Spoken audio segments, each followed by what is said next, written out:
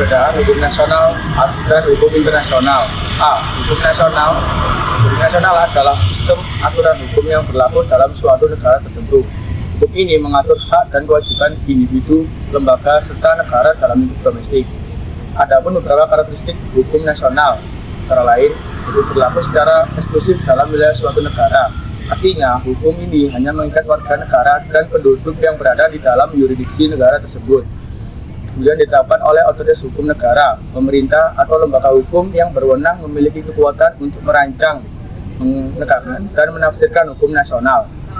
Kemudian bersifat mengikat dan memiliki sanksi pelanggaran terhadap hukum nasional dapat dikenal sanksi seperti denda, hukuman penjara, atau hukuman lain yang sesuai dengan peraturan yang berlaku.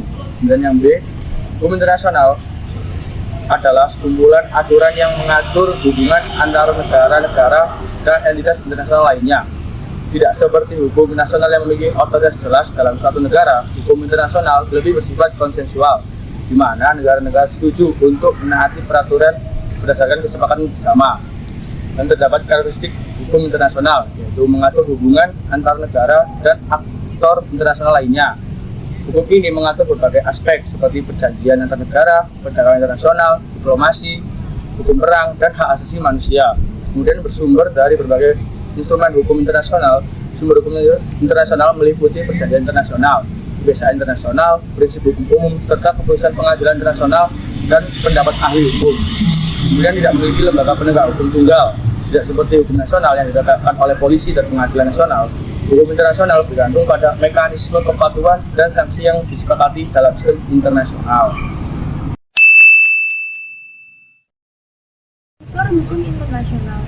Hukum internasional memiliki beberapa unsur utama yang menjadikannya sistem hukum yang kompleks dan terus berkembang.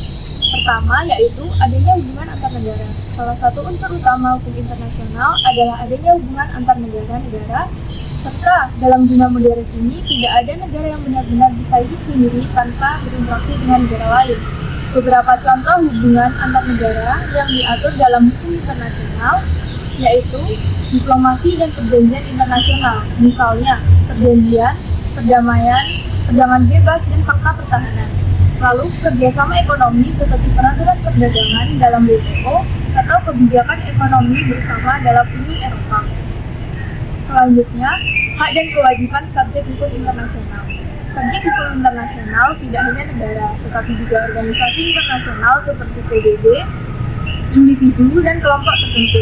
Subjek hukum internasional memiliki hak dan kewajiban yang diakui, seperti hak untuk mengadakan hubungan diplomatik dan perjanjian dengan negara lain.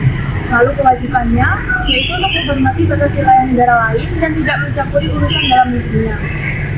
Selanjutnya, tujuan hukum internasional. Hukum internasional memiliki beberapa tujuan utama, antara lain menjaga perdamaian dunia, mencegah dan menyelesaikan konflik antar negara melalui hukum dan diplomasi, misalnya melalui Dewan Keamanan PBB.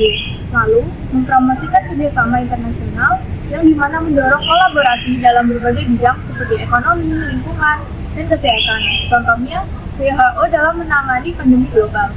Lalu, kebiasaan hukum internasional. Hukum internasional tidak selalu berbentuk hukum tertulis, tetapi juga berbentuk dari kebiasaan yang dilakukan oleh negara-negara secara terus-menerus dengan keyakinan bahwa kebiasaan tersebut bersifat mengikat.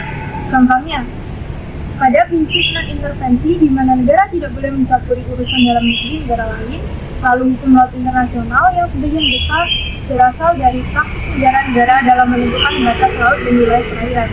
Yang terakhir, hukum internasional yang bersifat publik. Hukum internasional yang bersifat publik adalah bagian dari hukum internasional yang mengatur hubungan antar negara dan organisasi internasional.